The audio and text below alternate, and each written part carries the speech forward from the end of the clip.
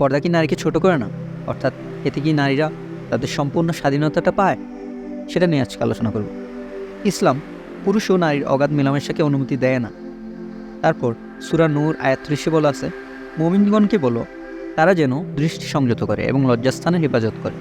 অর্থাৎ এখানে নারীর হিজাবের আগেই পুরুষের হিজাবের কথা বলা হয়েছে, যাতে তারা দৃষ্টি সংযত করে। তারপর বলা আছে সূরা নূর আয়াত ৩১, আর মুমিন নারীদেরকেও বলো তারা যেন দৃষ্টি সংযত লজ্জাস্থানের হেফাজত করে, আর যেটা প্রকাশ থাকে সেটা ছাড়া যেন সৌন্দর্য প্রদর্শন না করে। তারা যেন তাদের মাথার কাপড় দিয়ে বক্ষদেশ আবৃত করে, শুধুমাত্র তাদের স্বামী, পিতা, পুত্র ছাড়া বাকিদের সামনে যাতে মাথার কাপড় দিয়ে বক্ষদেশ আবৃত করে। এভাবে কিছু পুরুষের কথা বলা হয়েছে, অর্থাৎ স্বামী, পিতা, পুত্র ছাড়া বাকিদের সামনে তারা পর্দা করতেই হবে। আর মহিলাদের সামনেও পর্দার প্রয়োজন নেই। আচ্ছা, হিজাবের নিয়ম কুরআন ও হাদিসে বর্ণিত।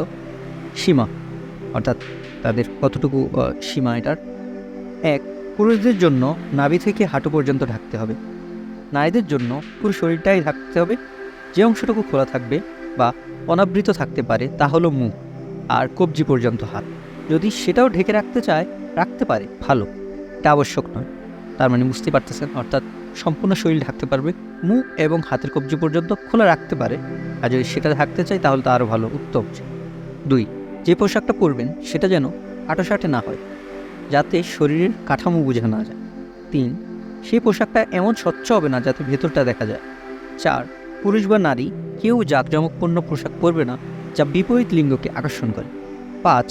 এমন কোনো পোশাক পরবেন না যা বিপরীত লিঙ্গেরা পরে থাকে, যেমন পুরুষরা কানের দুল পরতে পারবে না, বা আমরা দেখি ইদানিং কিন্তু অনেক পুরুষরা মেয়েদের মতো অনেক কিছু অলংকার লাগিয়ে ঘুরে বেড়ায়, তাই না? এটা তো আসলে তার ব্যক্তিত্বটা নষ্ট করে, তাই না?